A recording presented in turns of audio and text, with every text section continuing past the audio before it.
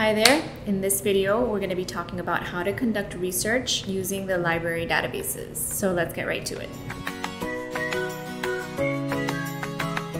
All universities have some kind of access to library databases, and normally you can find the library link from the main website for your university.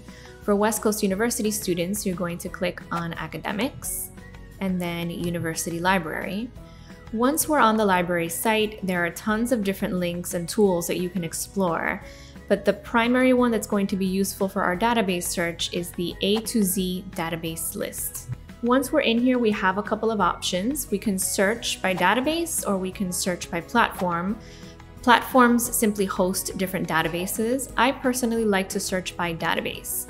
So if we scroll down here, we see alphabetically A to Z all of the databases that the university subscribes to. And then underneath each link is a short description of what types of journals are housed in that database. So you may have ones that are particular to specific fields, and you may have ones that are multidisciplinary. So for instance, this first one called Academic Search Complete says Academic Search Complete is the world's most valuable and comprehensive scholarly, multidisciplinary full-text database. So as you can see, this is one of the multidisciplinary ones. So I always like to begin with Academic Search Complete, and most universities tend to have access to this particular database because no matter what you're looking for, you're probably going to find something there. So let's go ahead and click that one open.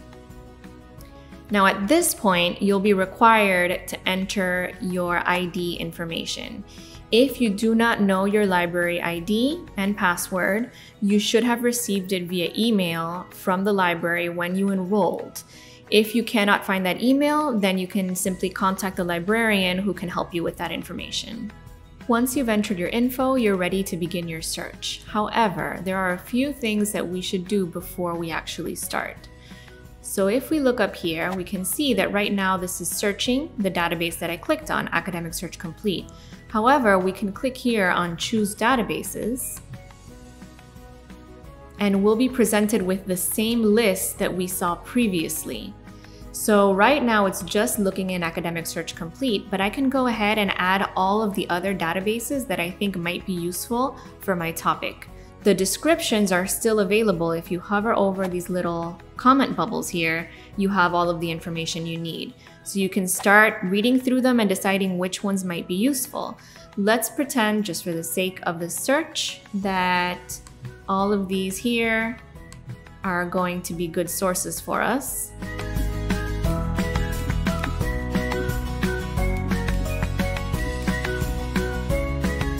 That'll do. Let's say that these are the ones we're most likely to get good information from for our topic. So we hit OK. And now it takes you to this general search, which is not where you want to be.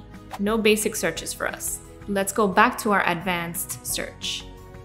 Here we are again, but this time you can see that it's searching Academic Search Complete, and if you click Show All, it's now searching all of the other databases that you clicked on as well. If we scroll down a little bit, we'll find that we can limit our search to make sure that we only get full text. In other words, it's only going to show you articles that you actually have access to, not articles where you only can access the abstract. And then we definitely want to check on peer review. So this ensures that the only articles we get when we search are our scholarly academic peer-reviewed articles. You can also here limit the time period if you want to make sure that your articles are more recent, for example. But let's leave it like that for now. And let's start playing with our search. Unlike Google, you're not going to ask a question. You're going to play with your search terms and start kind of using some trial and error. Let's say that we're writing a paper that has to do with obesity. If I were to type the word obesity here, notice that I get multiple options. Obviously, I could just search the word obesity, but look here at these options: obesity or overweight or fat or obese or unhealthy weight or high BMI. So what's going on here? Basically, these are all synonyms of the word obesity. And so the reason you might want to choose that option is because you otherwise might be missing out on articles that are using the term overweight instead of obesity. And those may also have been useful articles for you. So let's go ahead and click search, see what happens.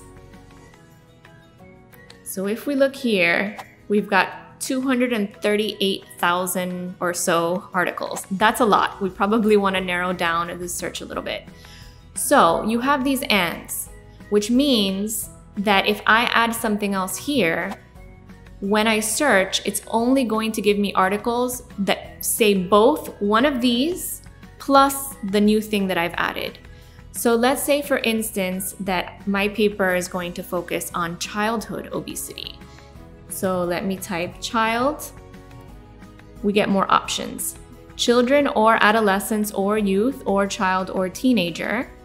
We also get down here children or kids or youth or child. I think I'd prefer this one because perhaps my paper focuses just on young children, not necessarily adolescents. So let's try that one and click search. Okay, so now we have 42,000 articles. That went down significantly. It's probably still a bit too much. Let's try to add something else. Perhaps I am exploring the epidemic of childhood obesity in the US. So I might want to type United States.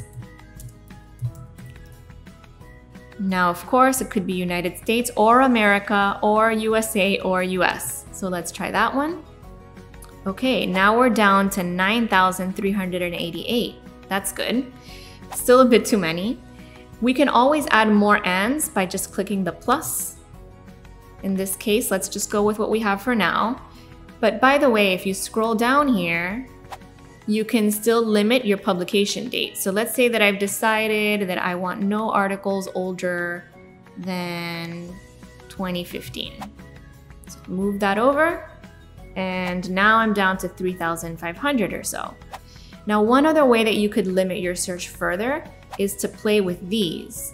So select a field. Right now there's nothing selected, which means that any article that says any of these words plus any of these words and any of these words anywhere in the article is going to show up. However, if I switch this to title, that means that one of these words has to show up in the title of the article in order for it to appear, meaning that the issue of obesity is going to be one of the main topics of the article since it's in the title. So let's hit search. Now we've got 1,200. What if we wanted to say children or kids or youth or child also in the title? Try that. 452. So that's getting significantly better, right? We can also try putting this one in the title, but let's leave it at this for now. Now we can start exploring our articles. We start by just reading the titles, because the title itself will give you an idea of whether or not this might be a useful source for your paper. So if the title looks promising, then what do we do? Let's say, for instance, that this one, physical activity, sedentary behavior, fruit and vegetable consumption and access, what influences obesity in rural children? That one sounds interesting to me. Might be good for my paper. So I'm going to go ahead and open the PDF. So you have multiple links. Sometimes you have an HTML as well.